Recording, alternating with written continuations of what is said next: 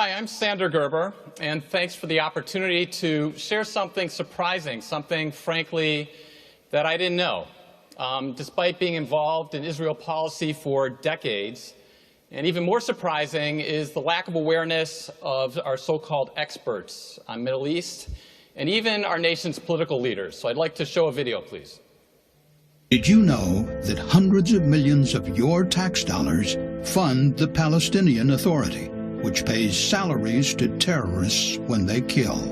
The PA rewards lifetime payments to imprisoned terrorists and families of killed terrorists. Yes, this is actual Palestinian law, money for murder. In March of 2016, a Palestinian terrorist snuck into Israel and stabbed to death Taylor Force, a West Point graduate and a veteran of Iraq and Afghanistan who was visiting Israel as part of his MBA studies. Israeli police killed the terrorist, but the Palestinian Authority rewarded the terrorist's family with lifetime payments for what they called his heroic martyrdom for Islam. Taylor Force's parents ask why. The news reports showed celebrating in the streets of Palestine, saying that they'd taken out a serviceman, an American, and I just totally could not understand how people could think like that. And I still don't know. Different value systems, different approach to life. There's no sense supporting people that want to do us harm.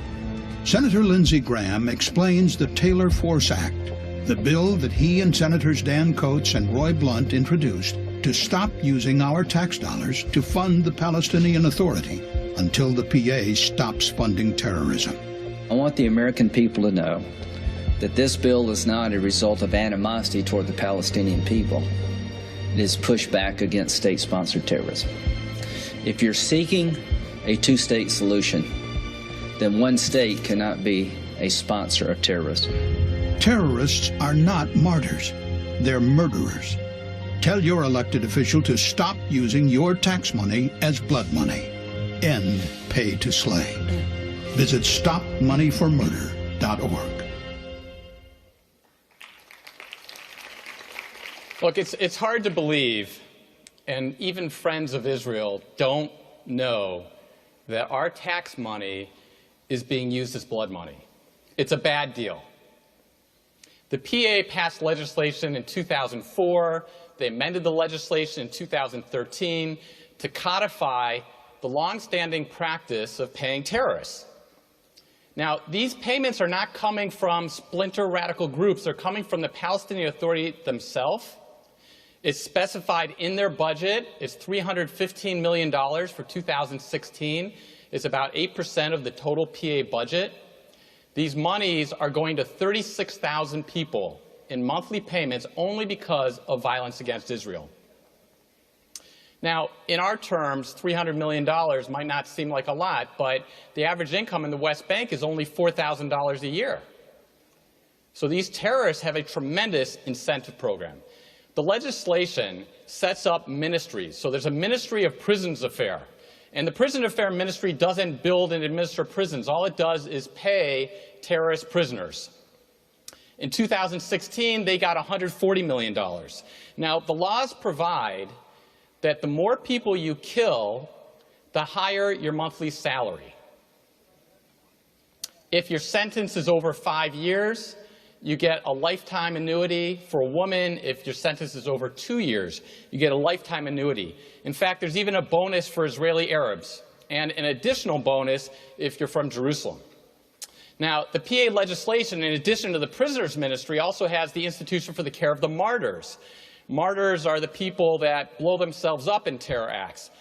People that rewards families like the person who tragically killed Taylor Force. That ministry got $175 million in 2016. So now I think you understand. You've probably seen these pictures of parents handing out candies to children when their children were killed in terror acts. That's because they're proud of their children becoming a shaheed, but also because now they're wealthy by Palestinian standards. The Palestinian leadership has built a bureaucracy to breed a society of violence. From cradle to grave, through education, social media, naming schools and playgrounds. People are well aware of this, but people are not so well aware that there's actually financial incentives. And again, these are not radical clerics. These laws come from the PA themselves. And in fact, they have an additional bonus that if you're a prisoner and you're released, as a man, if you spend 10 years in prison and you're released, then they give you a high-ranking, a new title in the PA bureaucracy. And as a woman, according to the law, 5 years in prison, you get a high title. So now you know why most of the PA leadership has spent time in Israeli jails. And in fact, the current PA leadership is really built on the legacy of Arafat. It's a legacy of terror. But instead of terror cells, the PA leadership is indoctrinating and programming their society to glorify violence. It's a leadership that celebrates death. Taylor Force was an American patriot. He was captain of the West Point ski team, served in Afghanistan, Iraq. He was our brother. Those responsible for his death is the Palestinian leadership. But let us not forget that terror travels. Other terror organizations are adopting similar reward and incentive programs, just like the Palestinians. We need to expose that the Palestinian Authority leadership has tricked America so that our tax money is used for pay to slay. We give the Palestinian Authority $400 million a year and another $250 to $350 million through UNRWA.